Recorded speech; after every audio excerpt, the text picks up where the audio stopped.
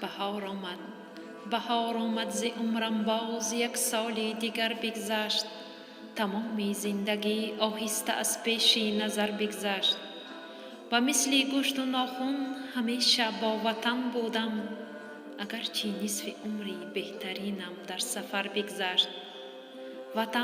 وطن در هر کجا آمد به سر فارم هوای تو. من از آن سوی اقیانوس بشنیدم صدای تو.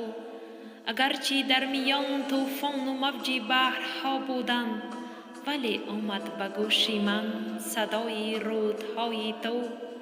و وقتی بازگشتن چون رسیدم بر حدودت من، ز سر تا پا شدم مفتون و شیدای نمودت من. نشستم در زمین تو، پریدم در هوای تو. به آواز درودت من، به آهنگ سرودت من. اگرچه بارها افتادم از یار و دیارم دور، به سیاحی مرا کردند گرچه دوستان مشهور. ولی من در همه جا، در همه کنج و کنار دهر، همیشه با وطن بودم، همیشه با وطن مسرور. به همه شما دوستان عزیز بهار نو مبارک باشد.